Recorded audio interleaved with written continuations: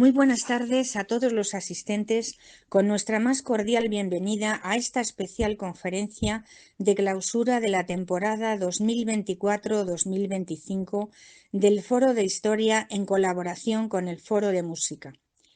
También agradecemos al tiempo en la Casa y Concejalía de Cultura de nuestro Ayuntamiento por proporcionarnos este espacio para poder desarrollar aquí nuestras conferencias. Y después del reciente paso por el impresionismo, viajaremos ahora a otro de los mejores momentos de nuestra historia, el barroco.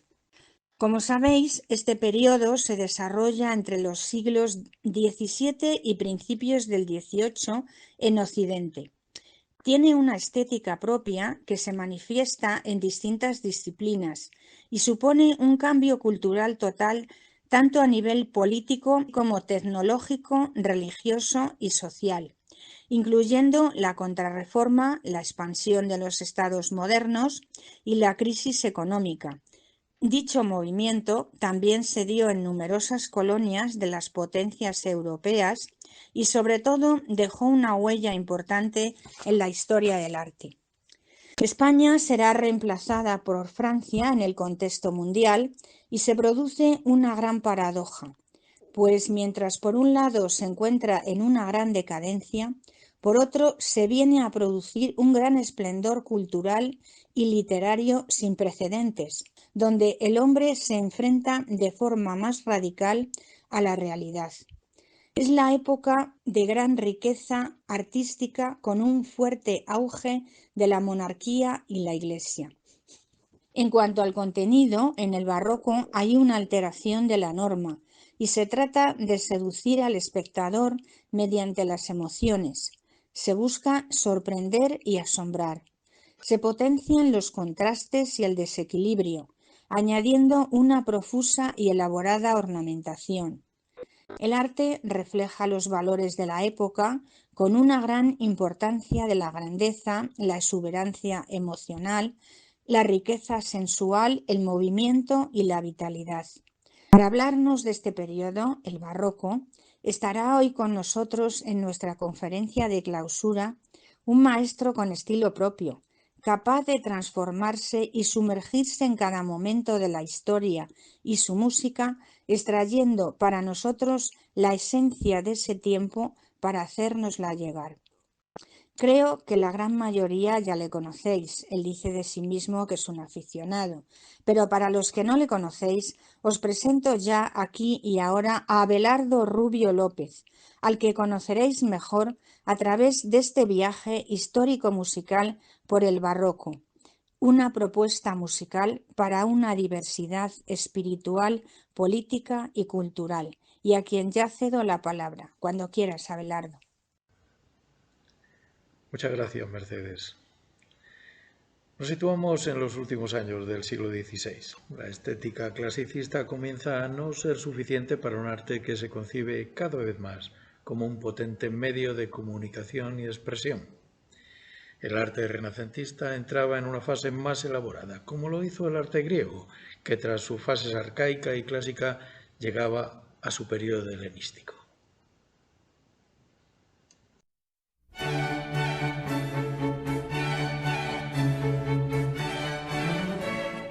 Así, aun utilizando elementos clasicistas, las manifestaciones de arte van incorporando formas más dinámicas y ornamentadas. Los artistas recurren a nuevas vías de expresión, buscando lo asombroso, lo sorprendente, lo impactante.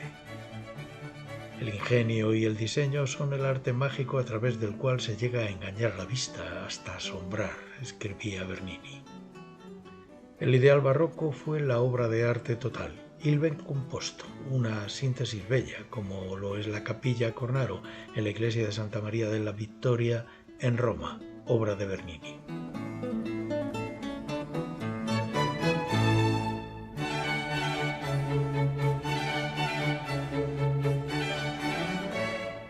También se comenzaba a valorar lo visual y efímero, la vida como una función teatral, el teatrum mundi.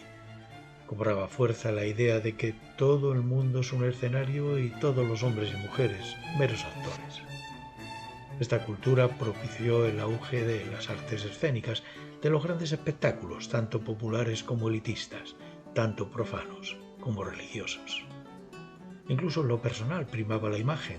La élite vestía una indumentaria elegante, refinada y exagerada, conocida como preciosité.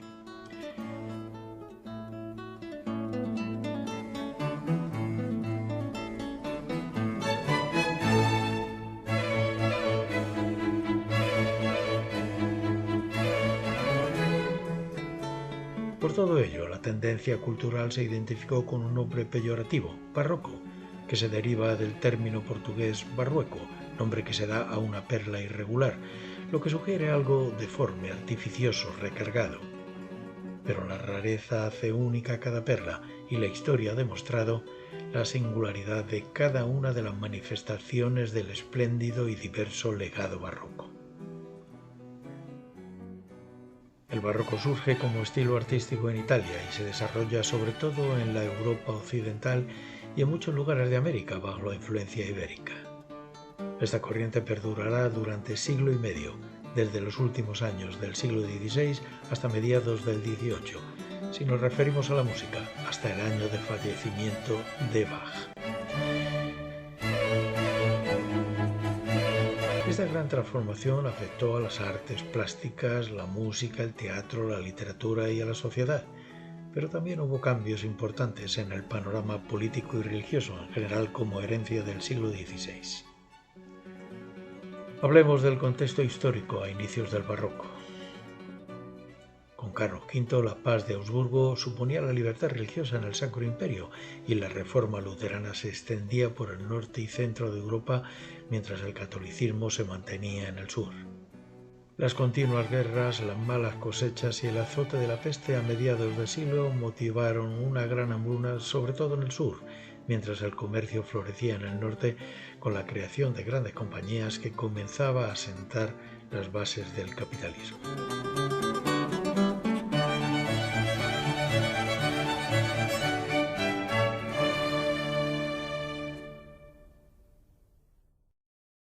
Tras la paz de Westfalia y la paz de los Pirineos, la hegemonía del poder en Europa basculaba de la España imperial de los Austrias a la Francia de los Luises.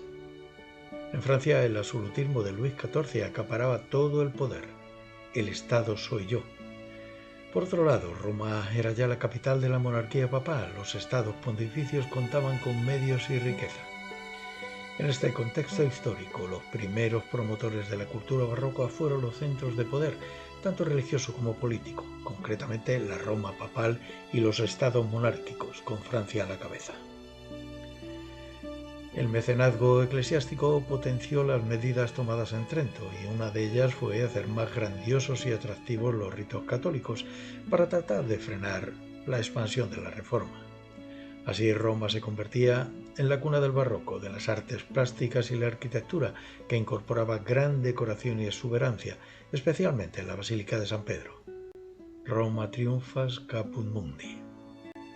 Esto tuvo eco y se extendió por los países católicos, en contraste con la austeridad que continuaba caracterizando a los templos protestantes.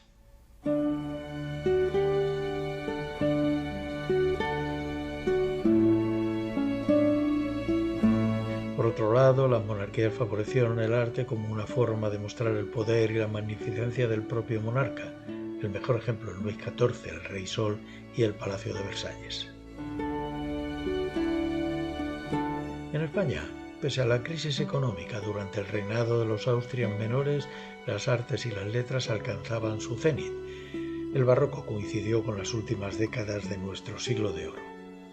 En cuanto a la música, desde Trento, la escuela romana y palestrina eran la referencia polifónica para las misas y motetes en los templos católicos.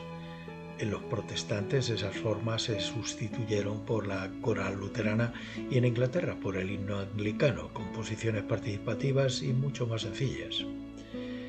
Así iniciaba Europa su siglo XVII. A partir de ahora me referiré a la música en sus tres periodos en que se suele analizar: el barroco temprano, el barroco medio y el barroco tardío.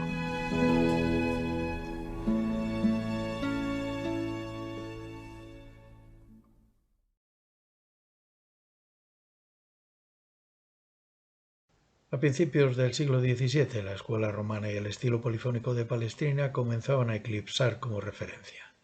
Así pues, a diferencia de las artes plásticas y la arquitectura, no es en Roma donde se inician las tendencias musicales hacia el barroco, aunque sí en Italia.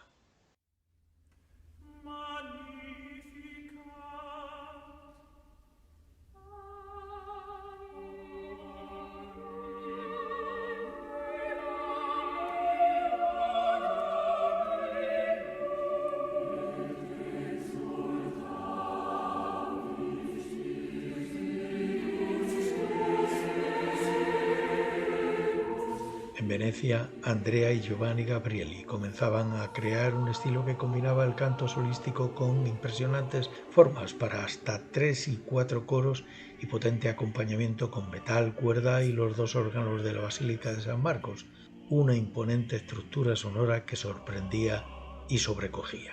Ellos fueron los precursores de las formas policorales del primer barroco que se extendieron por todos los países.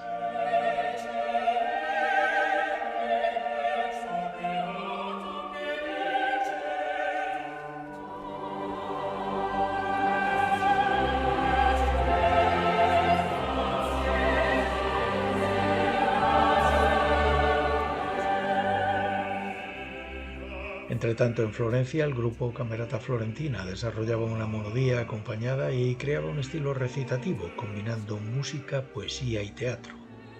La Camerata defendía ese estilo musical, monódico, sencillo y expresivo, que sería el precursor de la ópera como tendencia hacia la recreación del teatro griego. Así había comenzado en Italia el desarrollo de un nuevo estilo musical. Los compositores fueron abandonando las formas renacentistas y comenzaron a escribir otra música. El estilo vocal cambiaba hacia la expresividad de la voz solista, los duetos y los coros, fieles al texto y a la melodía sustentada por el bajo continuo.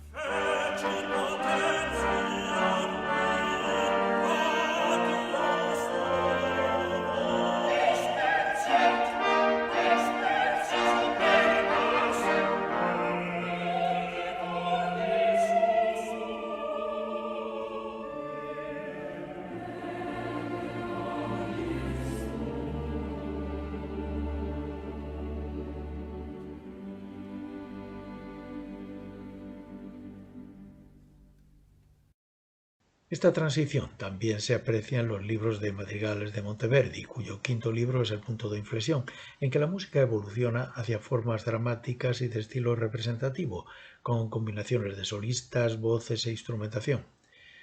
Esto ya está en línea con la naciente ópera y con el estilo barroco. Producto de la Camerata, en 1598, Jacopo Peri y Ottavio Rinuccini, músico y libretista, estrenaban en Florencia Dafne, considerada la primera ópera de la historia, y 2 años después, Euridice. Más tarde, Claudio Monteverdi estrenaba en Mantua La fábula d'Orfeo, con texto de Alessandro Striscio. Desde entonces, la obertura y los interludios instrumentales, las arias, los dúos, los recitativos y los coros serán los elementos que conformarán la música para la escena que conocemos como ópera. Pues bien, en 1637 se inauguraba en Venecia el Teatro San Casiano, el primer teatro de ópera público del mundo. La ópera dejaba de ser un privilegio de las clases elitistas para convertirse en un espectáculo al que podía asistir cualquiera. Venecia se consolidaba así como la capital mundial de la ópera. Además de los mencionados, en este periodo del barroco temprano debo destacar a 2 compositoras, Maddalena Casulana, primera mujer que tuvo música publicada, y sobre todo Francesca Caccini, apodada la Monteverdi de Florencia, primera mujer que compuso una ópera. ¿Cuáles fueron los géneros y las formas del barroco? Pues además de la ópera, que se extendía desde Italia a toda Europa, por cierto, con libreto italiano salvo en Francia, surgieron como adaptación otros géneros musicoteatrales populares en lengua vernácula con personajes contemporáneos y tramas a veces humorísticas y pasajes hablados. Son ejemplos la zarzuela española, la balada ópera inglesa, la ópera cómica francesa o la ópera bufa italiana. Paralelamente se desarrollaban nuevos géneros de música vocal religiosa y profana, como el oratorio y la cantata, formas musicales similares a la ópera, pero como concierto, sin puesta en escena, que por cierto tuvieron su mayor arraigo en los países luteranos. Y también nuevas formas instrumentales como el concierto grosso.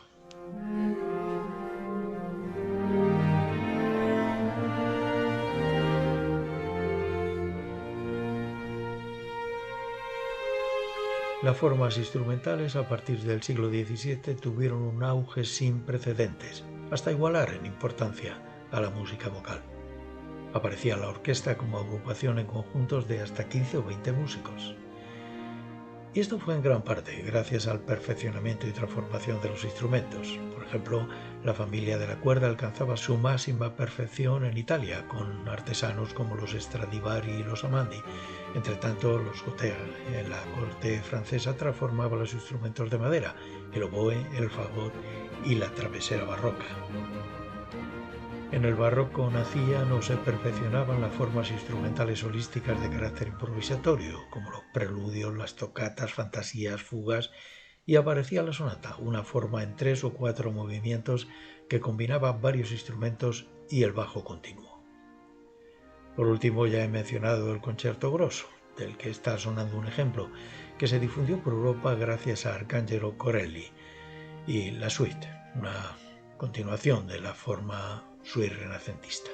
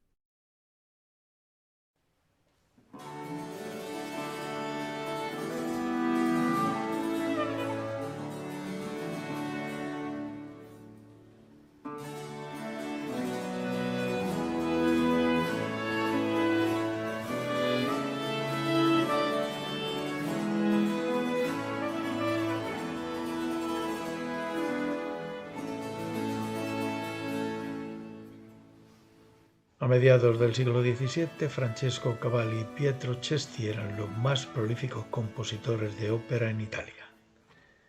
El fenómeno Cavalli llegó a revolucionar en Venecia.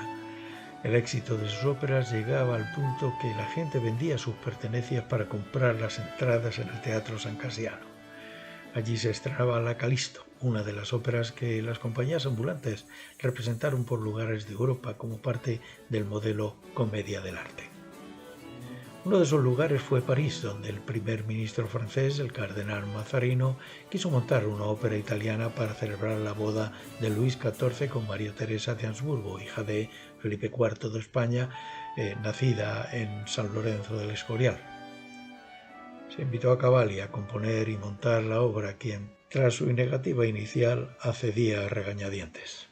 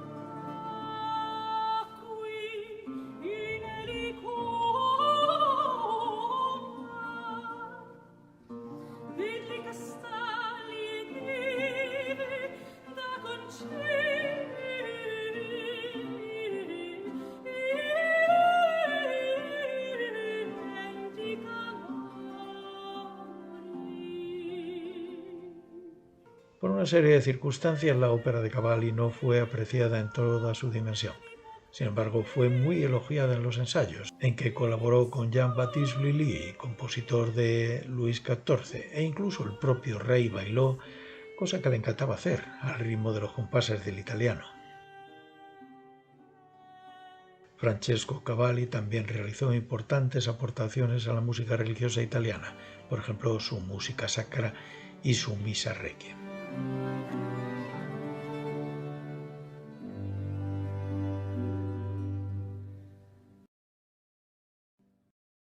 Pietro Cesti era para algunos el músico más popular de su generación, pero tuvo que compaginar su vida religiosa como monje franciscano con su éxito como tenor y compositor. No obstante, no solo destacó en Venecia, sino que ocupó puestos de relevancia en cortes europeas como Innsbruck o Viena.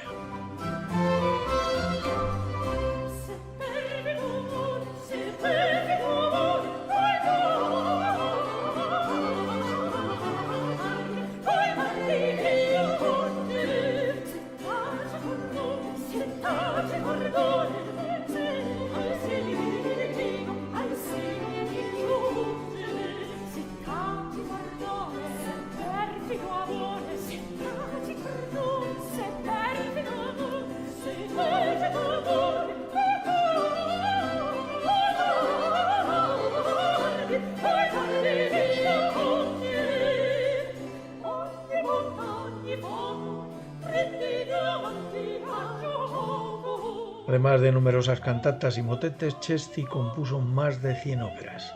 Era tenor profesional, lo que influyó en su estilo compositivo. Sus óperas muestran el estilo belcantista en que se separaban ya claramente los recitativos de las arias o los duetos, como el que suena. Destacan sus óperas Orontea y Il Pomodoro, que fue presentada para la boda de Leopoldo I de Habsburgo, una ópera realmente espectacular, musicalmente y como puesta en escena, con artilugios mecánicos para simular la bajada de Dios desde el cielo, además de recrear batallas y tormentas.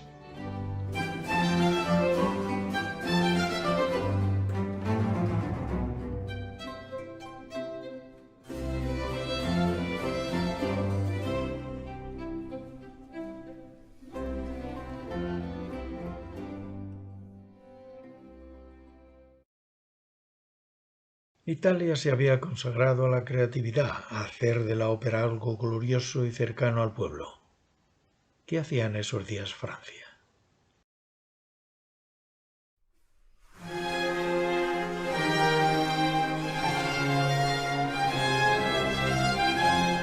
Pues Francia eligió un camino radicalmente distinto.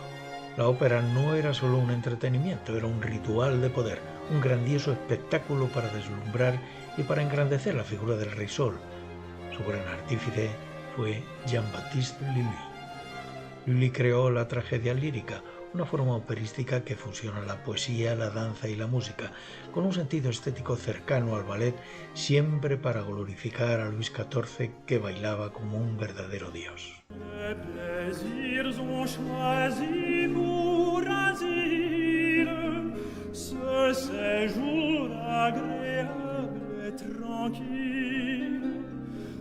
Ces lieux sont charmants pour les heureux amants, que ces lieux sont charmants pour les heureux amants.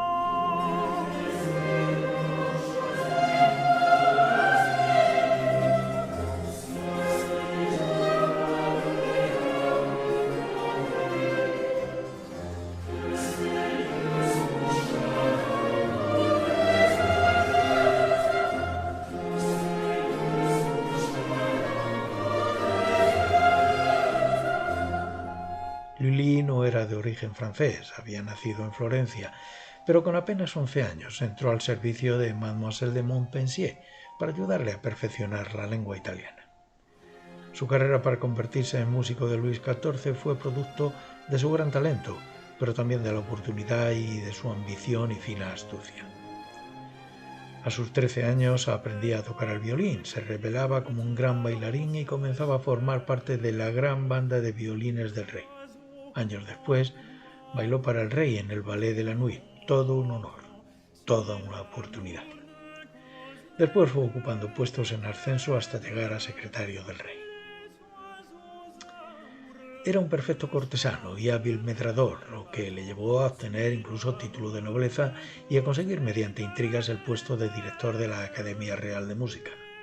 Lully trabajó con el actor y célebre dramaturgo Jean-Baptiste Poquelin, Molière, creando un nuevo estilo, la comedia ballet, con obras de gran éxito como Los amantes magníficos o El burgués gentilhombre.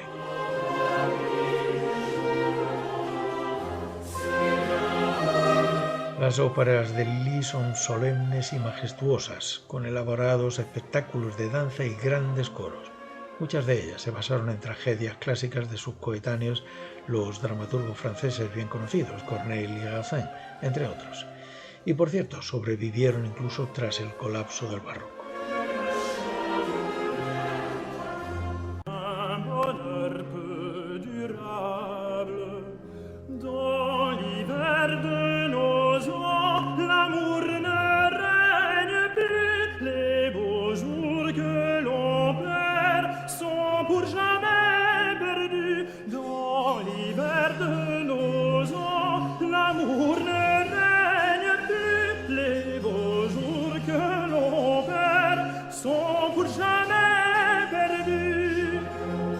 Pero no todo fue gloria.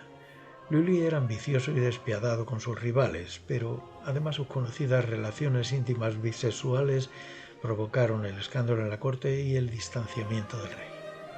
Su final fue debido a una cruel ironía. Lully dirigía en Versalles un Te Deum para celebrar la recuperación de Luis XIV de una grave enfermedad de sus piernas.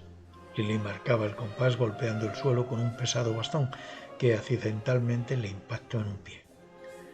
Los médicos recomendaron amputarlo para salvar su vida, pero él se negó para no perder la capacidad de bailar. En tan solo 12 días, la gangrena acababa con su vida.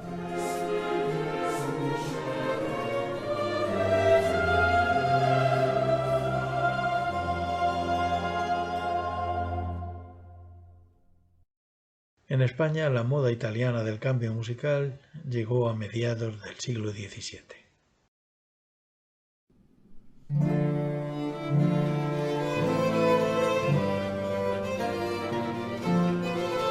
La música litúrgica continuaba siendo misas polifónicas, cantus firmus y parodia, pero aparecían las misas de batalla, con gran refuerzo instrumental, mientras los motetes tendían hacia el estilo policoral veneciano. Por otro lado, la gran influencia de la música popular situaba nuestro género villancico en la música vocal religiosa, y el tono humano estrechaba la relación directa entre poetas y músicos. En 1627, durante el reinado de Felipe IV, se representaba la primera ópera española al estilo florentino, La selva sin amor, con partitura de Filippo Piccinini y libreto de Lope de Vega.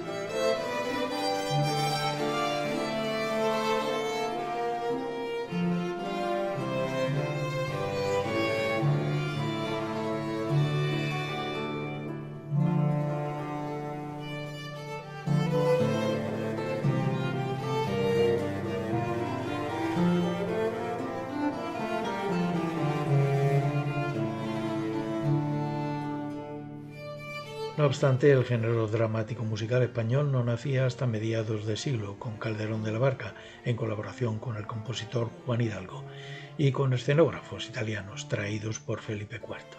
La misión de Juan Hidalgo era adaptar a la lengua española el estilo recitativo de la ópera italiana. El Golfo de las Sirenas fue la primera representación que, por el lugar de estreno, acuñó todo un género que conocemos como zarzuela. Era el inicio de las últimas décadas de nuestro siglo de oro. Una de las innovaciones y grandezas del barroco fue la integración de las distintas disciplinas artísticas. El teatro de Calderón fue un gran testigo de esta integración. Escenografía, poesía, música y pintura se fundían en un modelo de teatro español de la mayor riqueza y prestigio internacional.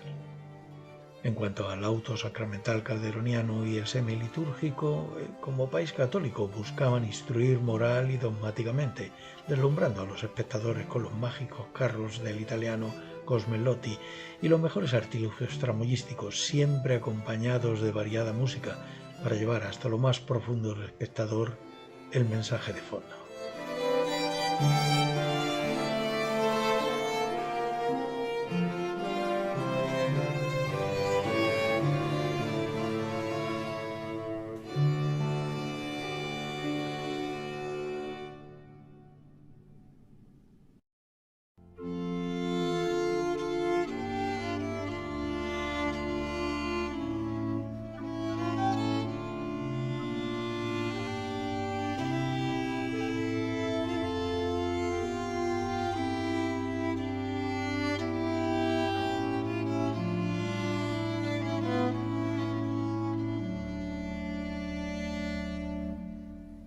Pero durante el siglo XVII Europa ardía.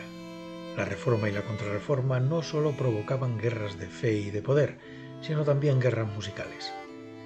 Europa era un mundo de gigantescos contrastes entre lujo y guerra, fe y conspiración, genialidad y locura. Así la influencia italiana también llegaba a los países de confesión luterana, pero adoptando formas muy distintas a Italia, Francia y España. En Alemania se optaba por una solución muy audaz. El drama italiano se fusionaba con las corales en la forma cantata.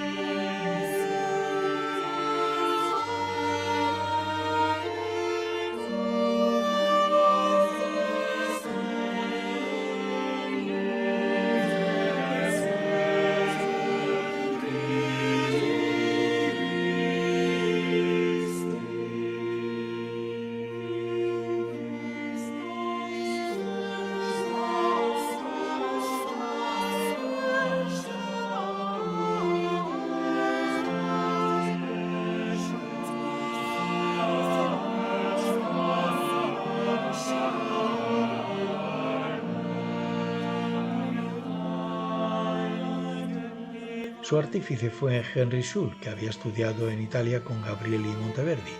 Sus creaciones encendían la chispa emocional de los fieles con la cantata, una música sacra llevada a la grandiosidad de la escena, pero sin representación. Las cantatas eran interpretadas en las iglesias por coros semiprofesionales, que solían narrar historias bíblicas e invitaban a los fieles a participar en las corales, como parte de una manifestación emocional de la fe a través de la música. Era un medio muy poderoso para fortalecer la identidad de su iglesia, de unir a la comunidad y de luchar contra la influencia de la Contrarreforma católica.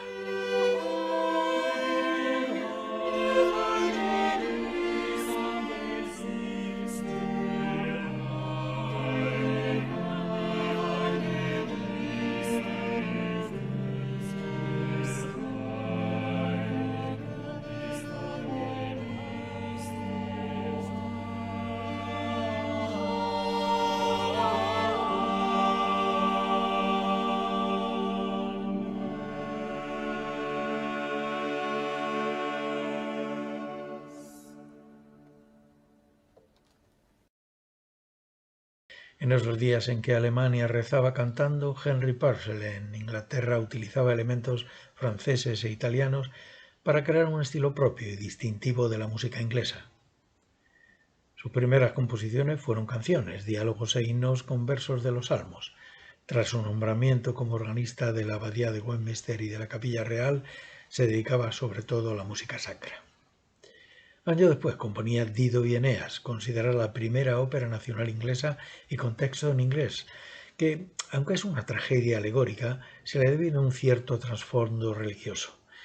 Y es porque el libretista Nathan Tate, en un poema, aludía a Jacobo II, último monarca inglés católico, como un Eneas desorientado por la hechicera y sus malvadas brujas, refiriéndose a la Iglesia católica, instándole a abandonar a Dido, que después muere, y que simboliza al pueblo británico.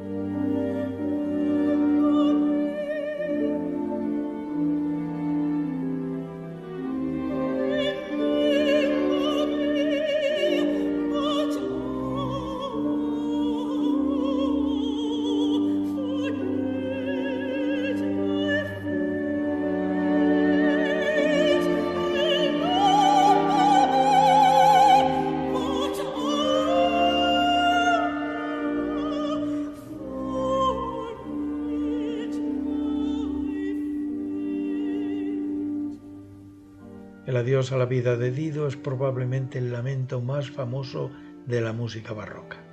Es el episodio más sentido de la memorable historia de amor y muerte de la reina de Cartago, narrada por Virgilio en el libro IV de la Eneida.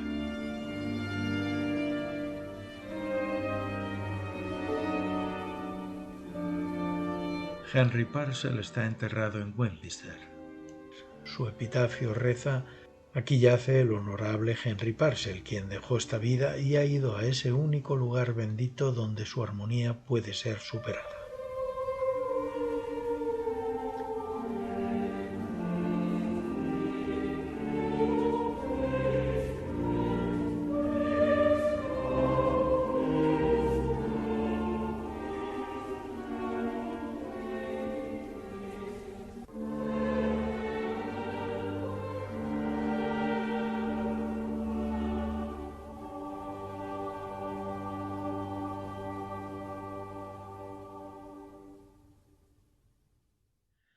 Este era el panorama a mediados del barroco.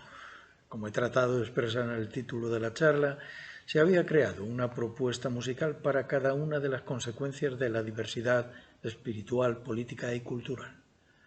Las propuestas sonoras, tanto profanas como religiosas, presentaban ornamentos, contrastes dramáticos y gran intensidad emocional, y el bel composto era un espectáculo para sorprender y atrapar. Esa música y su puesta en escena llegaban como manifestación cultural, pero también de poder y como medio doctrinal. La Iglesia Católica trataba de lograr misas y escenarios que hipnotizaran a las masas. Las protestantes respondían con corales participativos que fortalecían su identidad, y los reyes y nobles pagaban fortunas por óperas que los endiosaran. Cada perla irregular era distinta.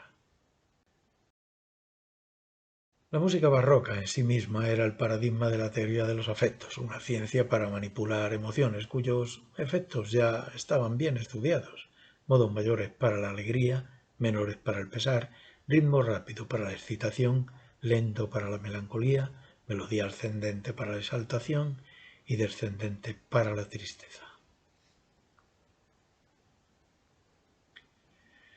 El barroco tardío elevará esta cultura a su máxima potencia. Una vez más, Italia marcaba las tendencias innovadoras, con la total adopción de las fórmulas tonales y la extensión del estilo concertista aplicado a la ópera y a la música instrumental. Como ya he comentado, fue Arcangelo Corelli, virtuoso violinista, quien popularizó el concierto grosso, cuya influencia llevó el estilo italiano a toda Europa. Pero en esos días surgía en Italia un músico con un estilo vibrante y lleno de energía, cuyas obras despertaban emociones.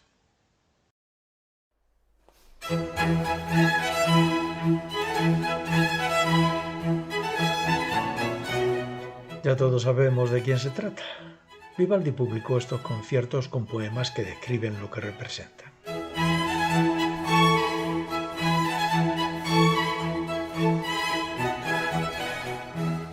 Llegó la primavera y los rientes pájaros la saludan con su canto.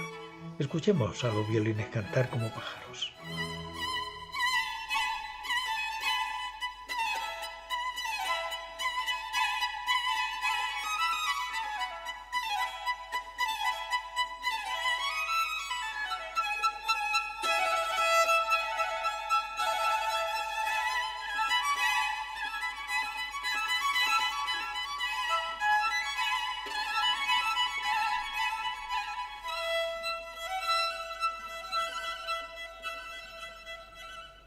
Las 4 estaciones, escritas a sus 45 años, son los primeros 4 conciertos de una colección de 12 titulada Il cimento de la armonía y de la invenzione. La obra es pionera de lo que durante el periodo romántico se denominará música programática o descriptiva. Antonio Vivaldi nació en Venecia y era apodado Il Prete Rosso por ser sacerdote y pelirrojo. Su verdadera devoción era la música. Se dice que componía incluso durante la misa, aunque parece ser que no celebró muchas. Además de sacerdote, Vivaldi fue compositor, violinista, empresario y profesor, y uno de los músicos más influyentes en la música instrumental europea, influyendo en compositores como Bach.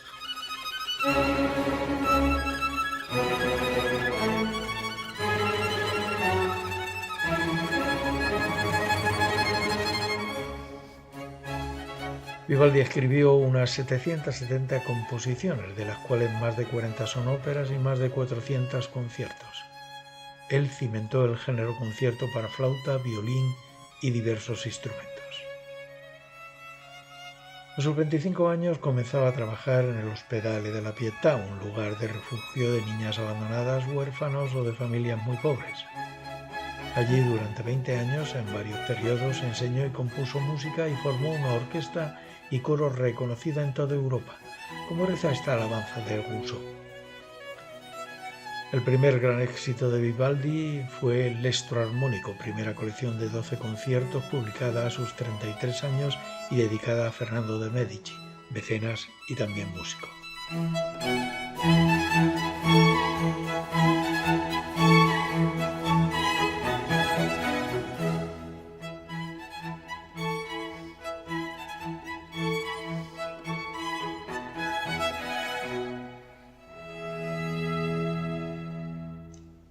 Si hay un concierto de verdad vibrante de Vivaldi, ese es El verano.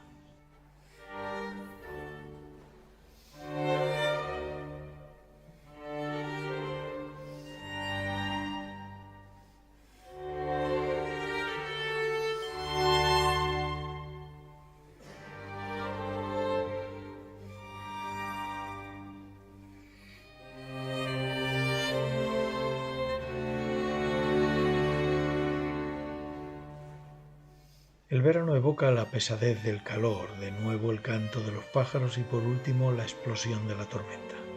El poema que le acompaña dice: baja dura estación que el sol enciende, mustios, hombre y rebaño, arde el pino. Suelta el cuco la voz, cuando la entienden la torcaz canta y del jilguero un trino. Céfiro dulce sopla, mas la emprende Bórea sin tardar con su vecino. Llora el zahal, pues temeroso atiende una fiera borrasca y su destino. Escuchemos al violín y al cello emulando el canto del cuco y otras aves.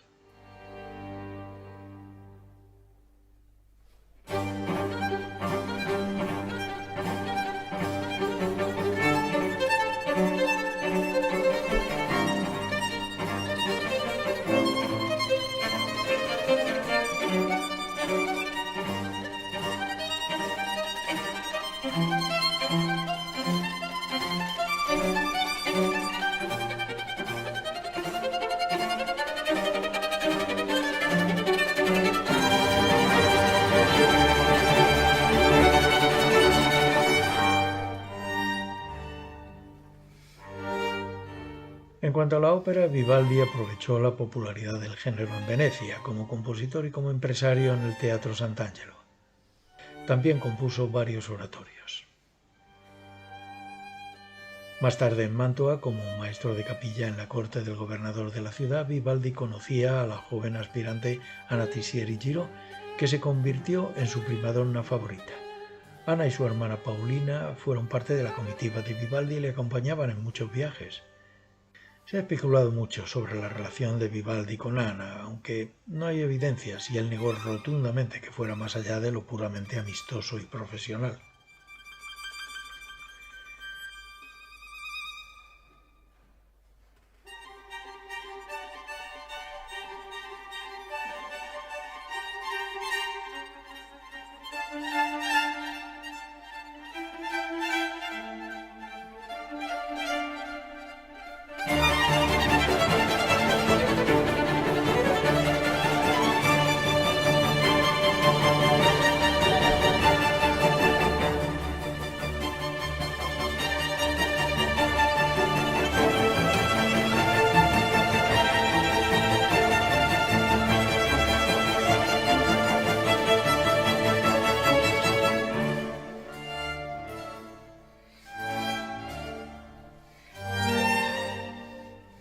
Vivaldi conoció en Trieste al archiduque Carlos, que había sido aspirante al trono de España, cuando este era ya Carlos VI, emperador del Sacro Imperio. Carlos admiraba su música y le otorgó un título de caballero, una medalla de oro y una invitación a Viena. Años después, Vivaldi, ya con ciertas dificultades económicas, viajaba a Viena, quizá para obtener el apoyo del emperador, pero el repentino fallecimiento de este significó para Vivaldi la pérdida de la posible protección imperial. Su penuria económica fue en aumento y murió de una infección interna en julio de 1741 a la edad de 63 años.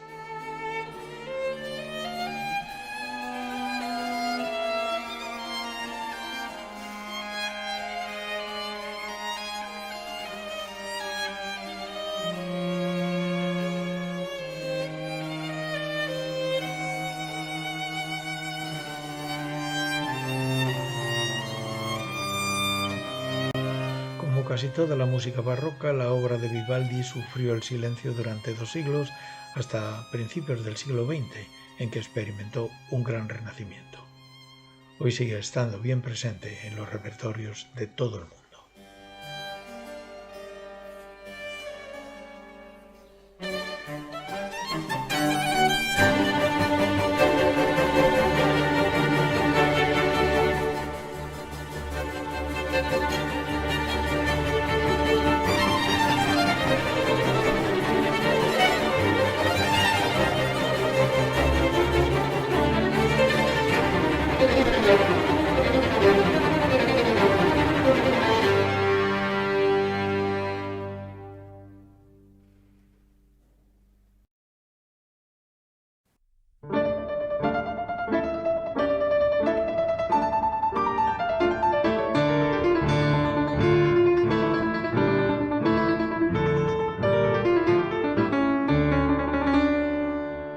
En los días en que Vivaldi conocía al emperador Carlos VI, otro músico italiano llegaba a España para quedarse.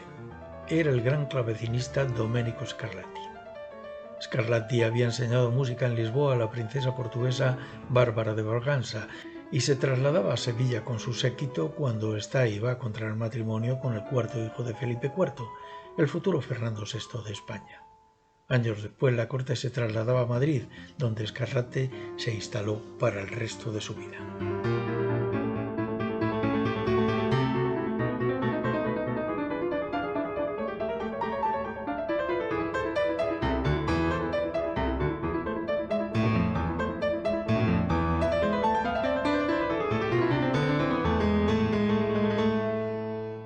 Domenico Scarlatti había nacido en Nápoles en los años en que el territorio pertenecía a la corona española.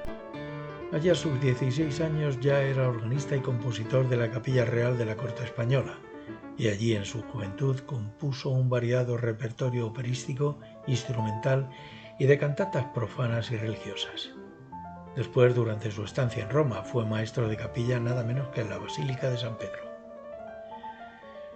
Su virtuosismo con el clavecín era excepcional. En una prueba de talento llegó a juzgarse superior al de Händel, aunque se consideró inferior al órgano. En Madrid, mientras ejercía como maestro de música de Bárbara de Braganza, compuso la mayor parte de su obra, más de 550 sonatas para teclado, por las que es mundialmente conocido. En esos años fue el director de teatros en Madrid y en Aranjuez y colaboró con Farinelli, para quien escribió 12 cantatas de cámara.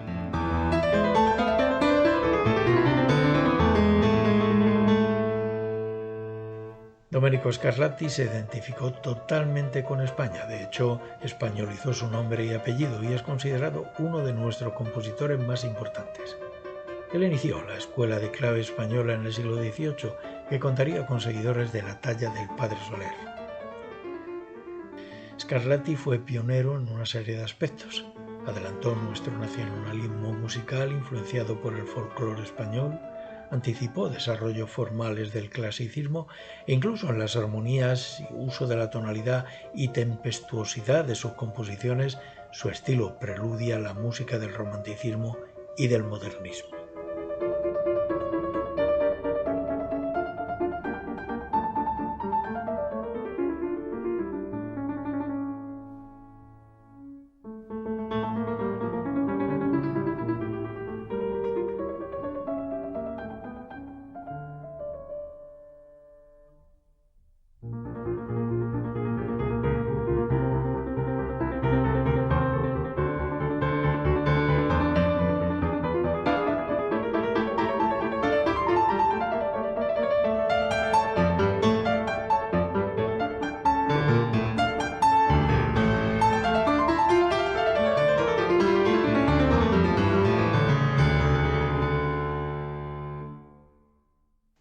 Entretanto, ¿qué ocurría en Francia? Pues en los últimos días de Jean-Baptiste Lully, el joven François Couperin destacaba en París como clavecinista y compositor. Pronto se convertía en organista de la iglesia de Saint-Gervais y tras la desaparición de Lully ocupaba el cargo de organista en la Chapelle Royale y compositor en la corte de Luis XIV. Pero en esos días surgió otro compositor, 15 años más joven, destinado a ser el músico dominante del barroco tardío en Francia, Jean-Philippe Rameau. En su juventud, Rameau fue organista en varias ciudades francesas y en París, donde publicó su primer libro de piezas de clavecín. Más tarde publicaba el segundo y el tercero de la colección. Su reputación era mayor como teórico erudito que como compositor, pero se le considera el músico francés más importante del siglo XVIII y el primer teórico de armonía clásica. El encuentro de Rameau con Alexandre Leriche de la Pupilinière iniciaba su carrera de éxito cuando conocía a futuros libretistas, entre ellos Voltaire y Rousseau. Después contrató con la Academia Real de Música y fue nombrado miembro de la Academia de Dijon, su ciudad natal. La obra de Rameau, aunque no es tan amplia como la de otros grandes genios de la música, abarca cantatas, motetes, piezas para clavecín y música lírica, y marca el apogeo del barroco francés. Entre sus obras para la escena más conocidas figuran Las Indias Galantes e Hipólito y Ericie. Terminado el barroco, estas obras líricas permanecieron olvidadas hasta ser redescubiertas a mediados del siglo XX. No fue así con sus obras para clavecín, que continuaron presentes en el repertorio pianístico del siglo XIX. Quien haya visto la película Los chicos del coro no la ha olvidado. En una de las escenas principales se interpreta un arreglo del himno a la noche, cuya melodía original pertenece a la ópera de Rameau, Hipólito y Ericie.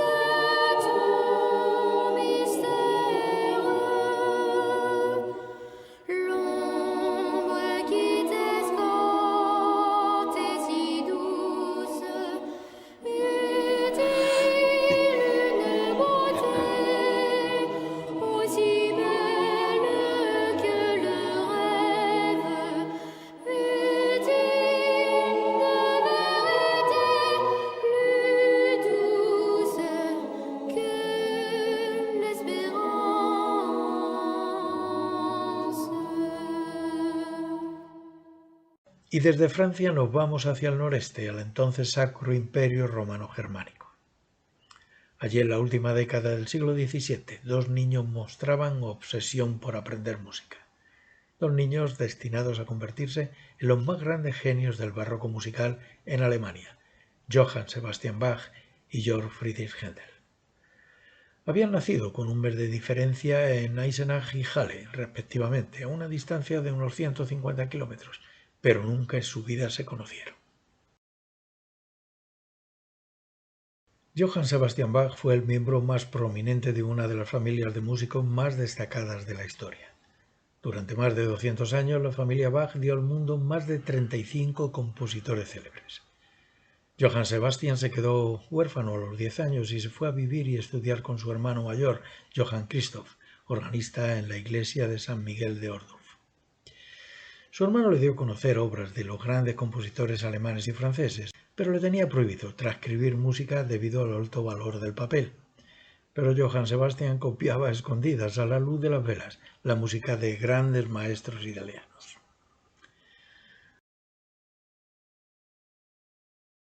Algo parecido ocurría en Halle, donde el pequeño Händel se escondía en una habitación en la parte superior de su casa cuando la familia dormía para tocar un clavicordio. Su padre quería que estudiara Derecho Civil y le había prohibido tocar cualquier clase de instrumento.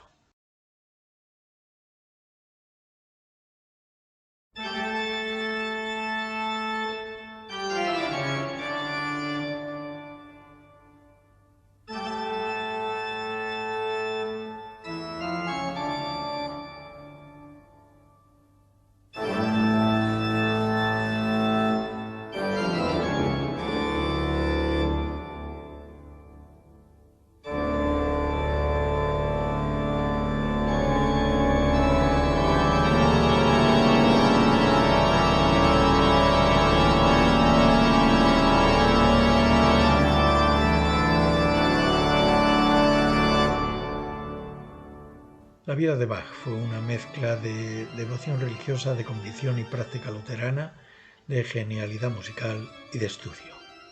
Estudió teología, latín, griego, francés e italiano. En su adolescencia cantaba en coros y se familiarizaba con interpretaciones de órgano en las iglesias.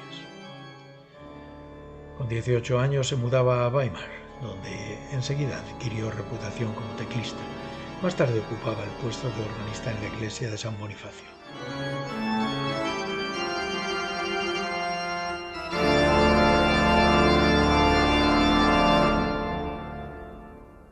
En esos días, Dietrich Buxtehude, un organista danés-alemán, revolucionaba el estilo de órgano con las obras más expresivas de su tiempo. Era célebre por sus conciertos en la iglesia de Santa María de Lübeck. Es bien conocido el episodio en que el joven Bach viajaba desde hasta Lübeck para escuchar y aprender de Buxtehude. Para ello tuvo que andar a pie unos 400 kilómetros de ida y otros tantos de vuelta. El viaje se prolongó 4 meses. Bach pretendía convertirse en sucesor del organista, pero no accedió a la condición para serlo, que era casarse con la hija del anciano compositor. No obstante, el estilo de Buxtehude influyó en las obras tempranas de Bach.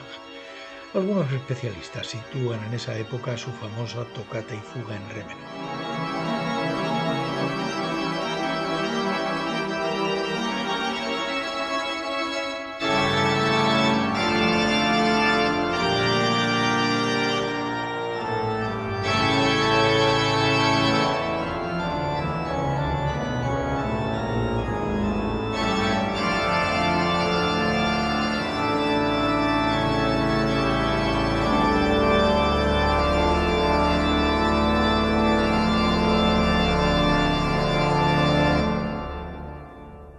Bach no fue el único interesado en ser sucesor de Buxtehude. Un par de años antes, Händel y Mattheson habían viajado a Lübeck con la misma idea y con el mismo resultado.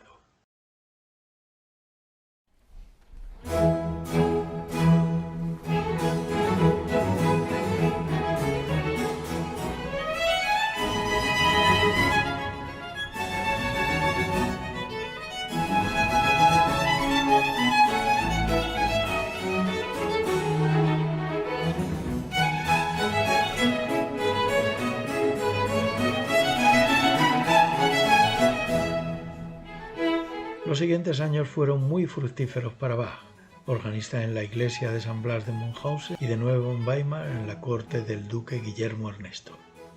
Allí estudió y transcribió obras de Vivaldi y Corelli y continuó componiendo preludios y fugas que después se recopilaron en su monumental obra El clavecín bien atemperado. En esa época tuvo lugar en Dresde el conocido duelo musical en que el clavecinista francés Louis Marchand, célebre tanto por su virtuosismo como por su arrogancia, tras haber escuchado en secreto una magistral improvisación de Bach al clave, optó por dejar la ciudad antes del enfrentamiento. Ese mismo año, Bach aceptaba ser maestro de capilla en la corte del príncipe Leopoldo de Anhalt-Köthen. Esto no sentó nada bien al tío de Leopoldo, el duque Guillermo Ernesto de Weimar, con el que Bach todavía mantenía un contrato. El enfrentamiento supuso casi un mes de cárcel para Bach. Leopoldo era calvinista y no quería música en sus oficios religiosos, por lo que Bach en esa época compuso solamente obras profanas, suites, sonatas, partitas, cantatas y sus conciertos de Brandeburgo. En esos días Bach viajaba a Halle, la ciudad natal de Händel, con la intención de conocerle, pero Händel había abandonado la ciudad. Años más tarde hubo un segundo intento. Wilhelm Friedman, hijo de Bach, fue a Halle para invitar a Händel a visitar a la familia Bach en Leipzig, una visita que nunca tuvo lugar.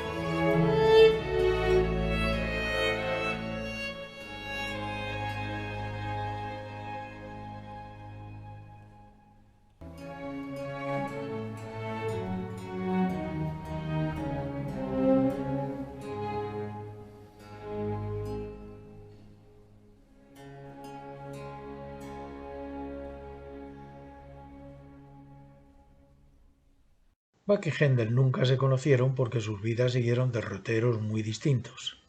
Mientras Bach permanecía en Alemania como maestro del contrapunto, Händel aspiraba a ser el maestro del espectáculo en Europa. Así, a sus 20 años, Händel viajaba a Italia interesado por la obra de los grandes compositores de ópera, y allí escribió su primera ópera italiana, Rodrigo, que se estrenó en Florencia. Después fue a Roma, donde compuso música sacra para el clero. La ópera estaba prohibida en los estados pontificios. A su vuelta a Alemania, su carrera y vida dieron un gran giro cuando fue contratado por el príncipe elector de Hannover como maestro de capilla, quien, poco después, se convertía en Jorge I de Gran Bretaña. Así, Händel decidía establecerse en Inglaterra cuando se convertía en una estrella con su ópera Rinaldo, basada en la Jerusalén liberada de Torcuato Tasso.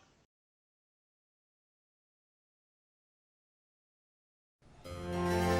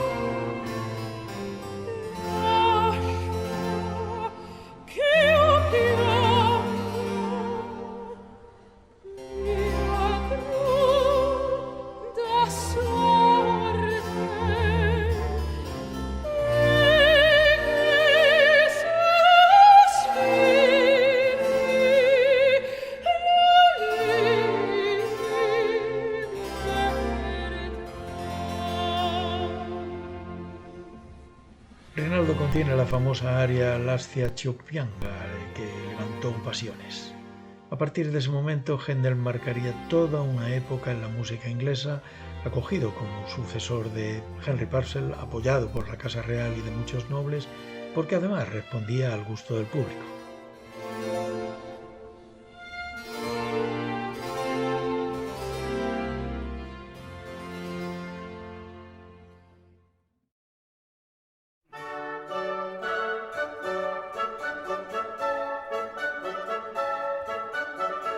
Unos años después se representaba su música acuática, una colección de movimientos orquestales en 3 suites, interpretado por 50 músicos en una barcaza que navegaba cerca de la embarcación real en el Támesis. Jorge I quedó tan impresionado que la obra se repitió 3 veces.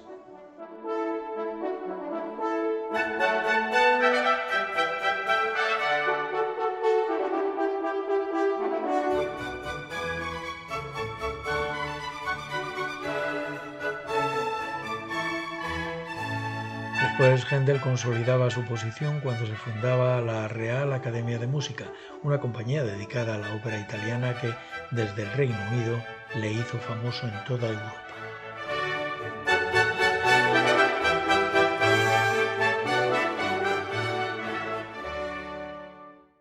En 1727 muere Jorge I, pero antes había firmado el acta de naturalización de Händel, que pasaba a ser súbdito británico. A Jorge I le sucedió Jorge II, quien, para su coronación, encargó música a Händel. Nacían así sus 4 himnos de la coronación, basados en textos de la Biblia del rey Jacobo, entre ellos Zadok the Priest. Este himno contiene el Dios salve al rey, y desde entonces se ha escuchado en cada acto de coronación en el Reino Unido. Pero escuchemos su obra cumbre.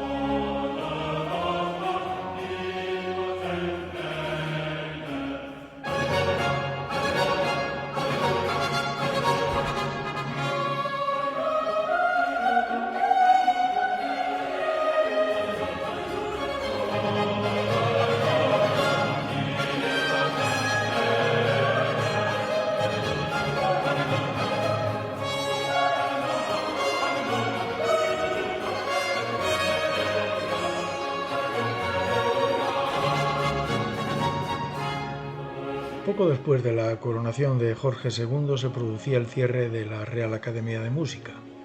Entonces Händel continuó con óperas y conciertos en el King's Theatre y después en el Covent Garden Theatre durante más de una década, hasta que la ópera italiana comenzó a perder popularidad en Londres. Entonces comenzó a componer oratorios que se imponían en los gustos musicales. A partir de ahí, Händel dio al mundo el oratorio inglés de temática bíblica que incorporaba al estilo tradicional elementos del drama francés, de la tragedia griega, de la pasión alemana y del himno inglés.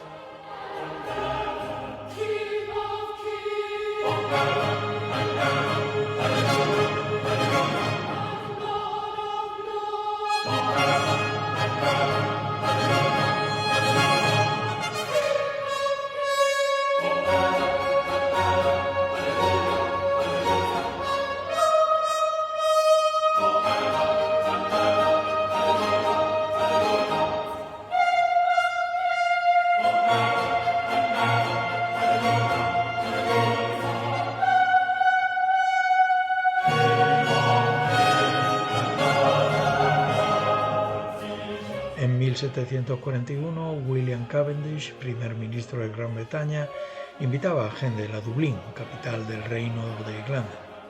Allí tuvo lugar el estreno del Mesías en el New Music Hall, que cautivaba al pueblo británico y supuso una revolución en el panorama musical. Como bien sabemos, la sesión del Aleluya es un icono mundial de la música coral. Con esta coral, Händel consolidaba su posición como uno de los más influyentes compositores de todos los tiempos.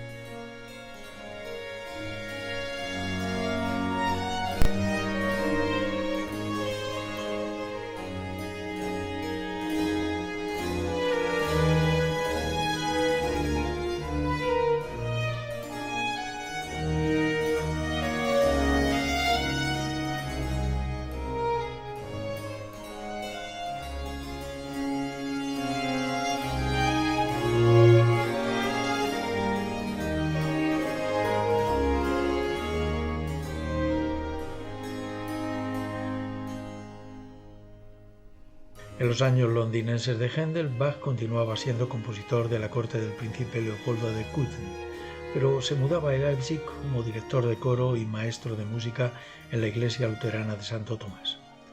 También lo fue de las 4 iglesias de la ciudad. Allí residió desde sus 38 años durante el resto de su vida. No era la primera vez que un genio de la música barroca residía en Leipzig. 20 años antes, un joven Georg Philipp Telemann componía allí música para las principales iglesias de la ciudad, refundaba el Collegium Musicum y asumía la dirección de la ópera local. Años después, siendo Telemann maestro de capilla en la corte del conde Hermann II en Sorau, se producía la invasión de los suecos y Telemann dejaba la ciudad. Más tarde era nombrado jefe de cantores en la corte de Eisenach, ciudad natal de Bach, donde ambos genios se conocieron. No diré mucho más sobre Telemann, pero sí que el libro Guinness de los récords le incluye como el compositor más prolífico de todos los tiempos. El catálogo publicado en la década de 1980 recoge más de 3.000 composiciones suyas, muchas ya perdidas. Entre ellas menciono su obra para orquesta de cuerda y clavicémbalo sobre El Quijote, que describe escenas de la novela de Cervantes.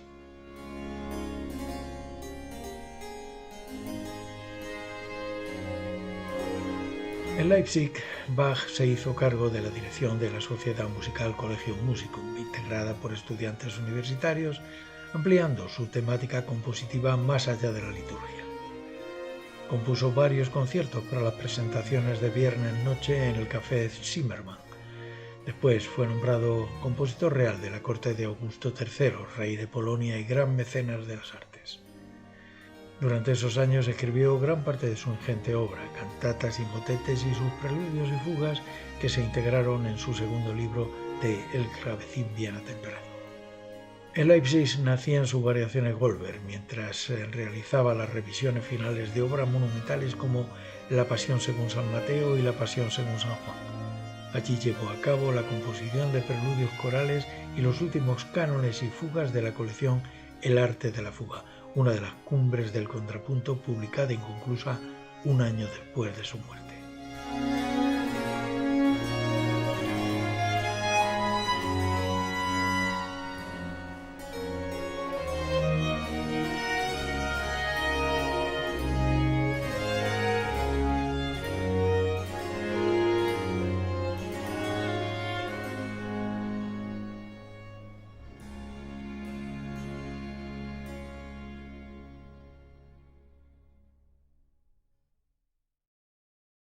Händel vivió 9 años más, pero aún en su última década de vida no dejaba de sorprender.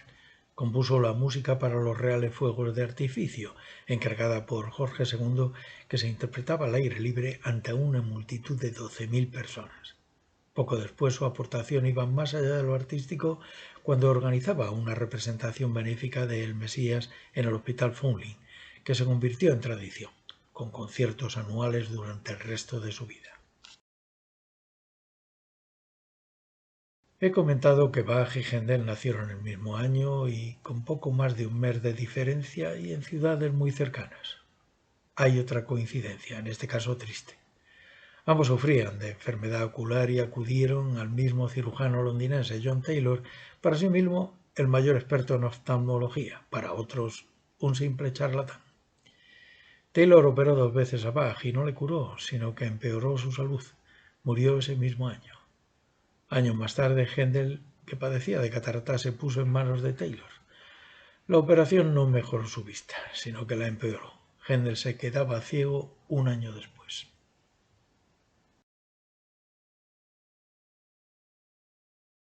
Los catálogos de ambos genios del barroco son inmensos, más de 1000 registros en el caso de Bach y más de 600 en el caso de Händel.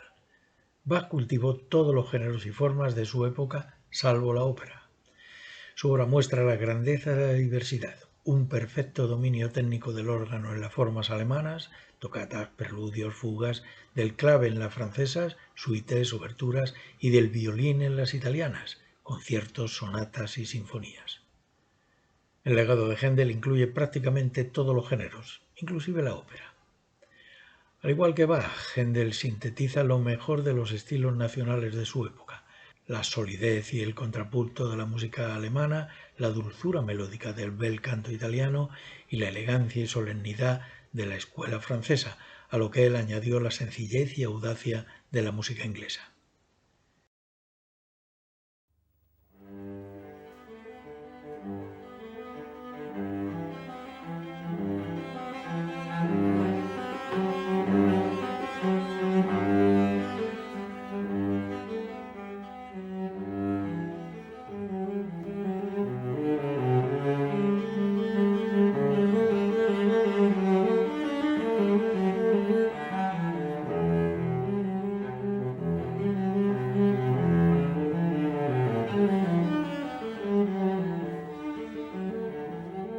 Como ya he comentado, el fin del barroco musical se establece con la muerte de Bach en 1750, pero un par de décadas antes, la música, las artes y la propia sociedad comenzaban a experimentar un cierto agotamiento del barroco.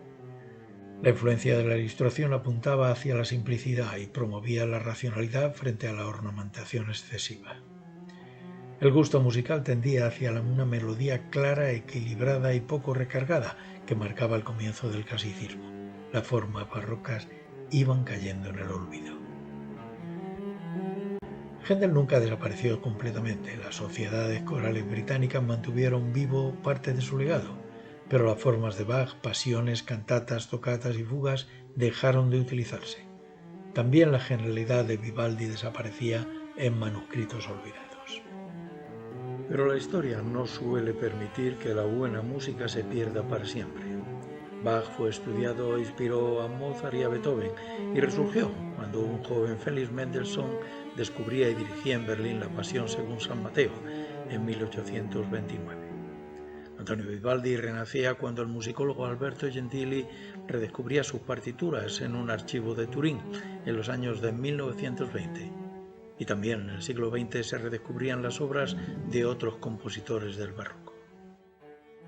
Así, lo que el tiempo había silenciado volvía a nosotros y se mantiene vivo, permitiéndonos disfrutar de la grandeza del legado que los genios de la música crearon durante ese siglo y medio. Quizá Bach ya intuía esto cuando escribió: la música es el puente que une el pasado y el presente.